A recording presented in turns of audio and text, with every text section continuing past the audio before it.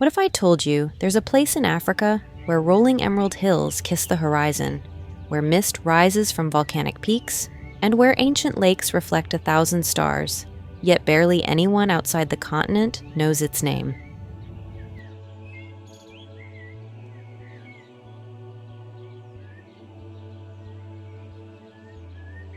Welcome to Rwanda.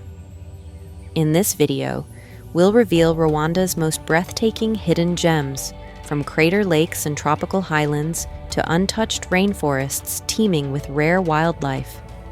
If you think Rwanda is only about gorillas, think again. Let's uncover the side of Rwanda the world forgot to mention.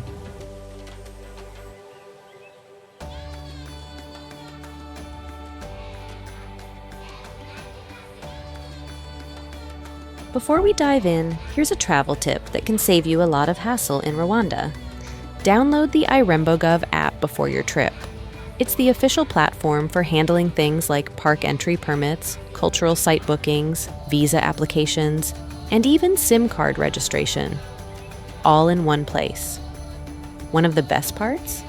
You can reserve your spot for popular parks like Nyungwe or Gishwati Mukura without stress, which means more time exploring and less time dealing with paperwork. Now, let's begin our journey with one of Rwanda's most peaceful treasures. Rwanda is one of the safest and cleanest countries in Africa. Safety in Rwanda isn't just about police presence. It's about structure, discipline, and community participation. One example is Umuganda, a national community service day held on the last Saturday of every month. On this day, citizens gather to clean neighborhoods, fix infrastructure, and support local initiatives. The streets of Kigali, the capital, are free of litter, and there is a visible absence of informal settlements or chaos. Police visibility is high, and violent crime is rare in tourist areas. It's not just the capital. This sense of order extends to towns like Musanze and Huye.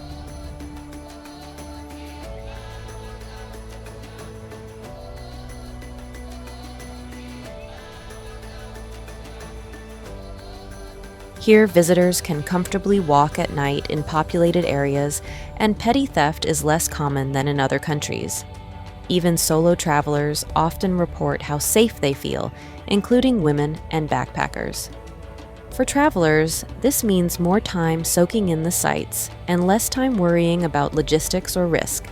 It's a country where you don't need to constantly look over your shoulder or argue over prices with taxi drivers. Public transport is structured, hotels follow regulations, and customer service is taken seriously. These aren't just features, they shape your entire travel experience. Rwanda gives you the rare peace of mind that lets you focus fully on the trip, not the risks. That makes the entire journey easier, smoother, and more enjoyable from start to finish.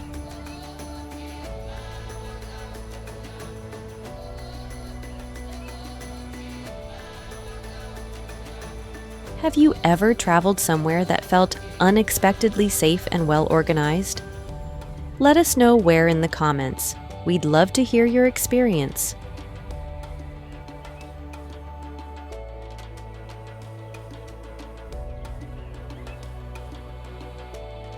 From the organized streets of Kigali, we shift our focus to Rwanda's dramatic and distinct natural landscape, one that defies expectations. Often called the land of 1,000 hills, Rwanda's topography offers more than scenic value. Its high elevation and moderate climate make it comfortable to explore year-round. Unlike many African destinations where heat and humidity are relentless, Rwanda offers a spring-like atmosphere even during peak dry seasons. This makes hiking, cycling, and city exploration far less tiring. The country's terrain is a mix of volcanic mountains, grassy plains, crater lakes, and rainforest-covered slopes. Areas like the Virunga Mountains in the north and the Congo-Nile Divide in the west are packed with ecological diversity.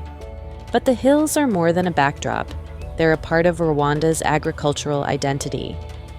Terraced farms climb steep ridges, and tea plantations sprawl across entire districts. Travelers often remark that the views look almost unreal, and this is not because they're exaggerated, but because they're consistent.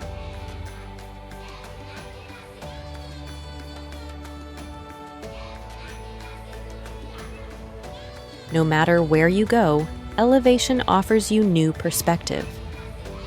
From sunrise over Lake Kivu to misty walks through Nyungwe's treetops, the terrain shapes how you see, move, and interact with Rwanda. It also supports better roads, less flooding, and easier regional connectivity. This means that even remote destinations can be accessed in just a few hours without the kind of rugged travel conditions typical in other parts of the continent. Rwanda's landscape is more than pretty. It's practical, accessible, and key to how effortlessly you can explore this country's beauty.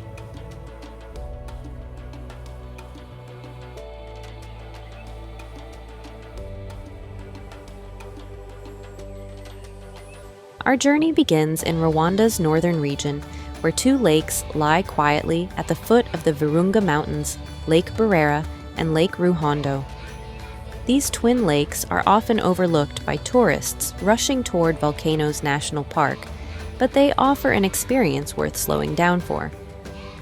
Surrounded by steep hills and small villages, the lakes are separated by a thin strip of land and connected by a narrow channel. Their waters are calm and still, ideal for canoe rides and bird watching. Local fishermen glide across the surface in handcrafted boats, using traditional nets passed down through generations. The peaceful environment is not just scenic, it plays a key role in the community's daily life, supporting fishing, small-scale farming, and ecotourism.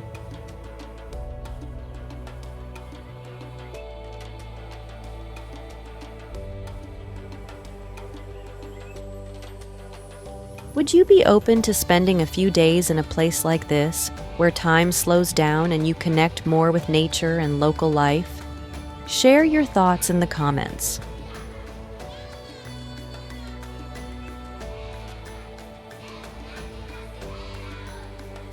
What makes these lakes stand out is the opportunity to see Rwandan life up close. You can take guided boat tours, visit nearby islands where farmers grow bananas and sweet potatoes, or hike along the lake edges with panoramic views of Mount Muhabura in the distance.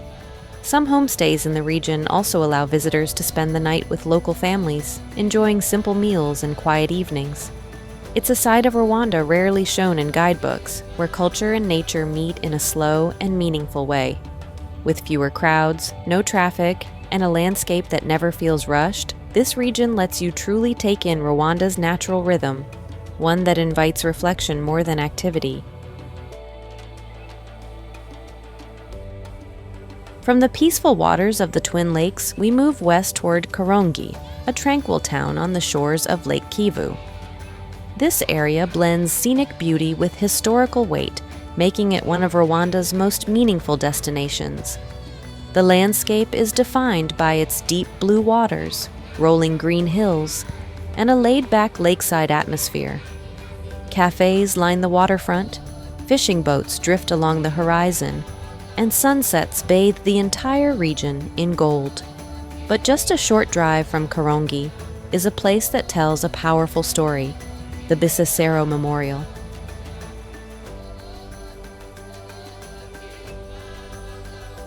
Located on a hillside, Bisesero honors the memory of more than 50,000 Tutsi who were killed during the 1994 genocide.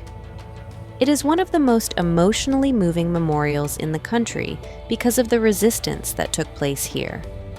Locals fought back, using stones and farming tools, defending themselves against overwhelming odds.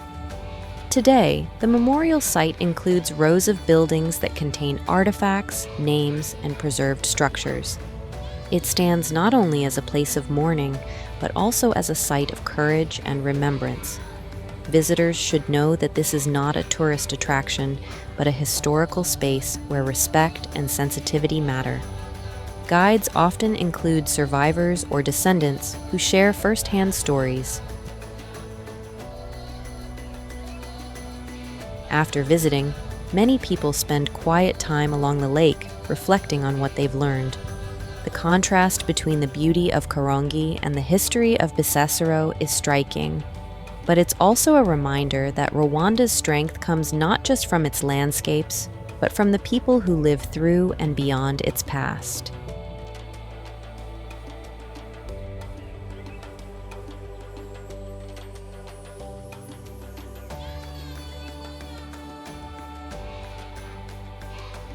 From the emerald ridges of Rwanda's western frontier emerges Gishwati Mukura National Park, a lesser-known destination that remains one of Rwanda's most underexplored natural reserves. This park holds national importance, not just for its beauty, but for what it protects. Once severely fragmented by human activity, Gishwati Mukura has been the focus of major reforestation efforts to restore critical habitats. It's part of Rwanda's initiative to connect wildlife corridors across the Albertine Rift, a region with some of the highest biodiversity on the continent.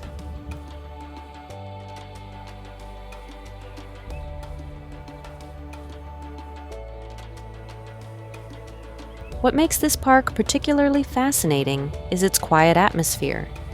Here, the sounds of life are not drowned by crowds.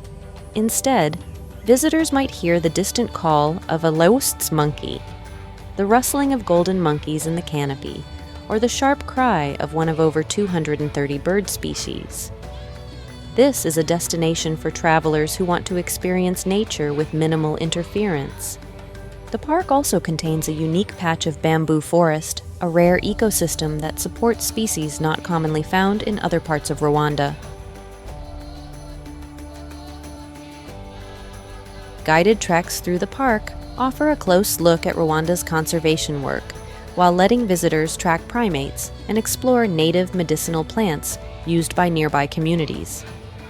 Though it's less trafficked than its cousin Nyungwe, Gishwati Mukura offers something different, an unfiltered experience of a forest in recovery, where visitors not only see wildlife, but also witness how nature and people work side by side to heal and preserve one of Rwanda's most fragile ecosystems.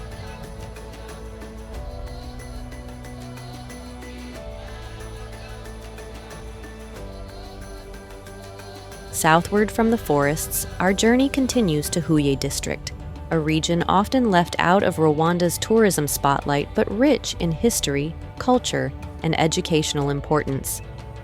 Known as the academic hub of the country, Huye is home to Rwanda's oldest university and one of its most significant museums.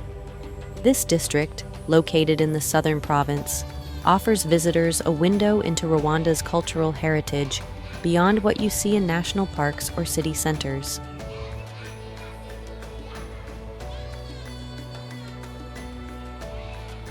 The centerpiece of any visit to Huye is the Ethnographic Museum, formerly the National Museum of Rwanda.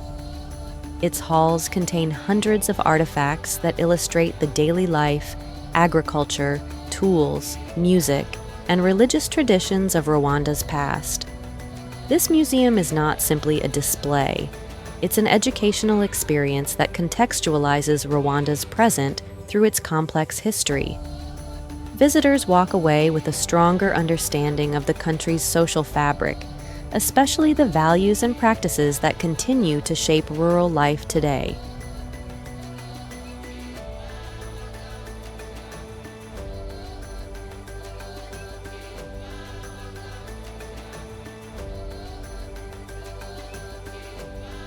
Yet Huye is not just about museums.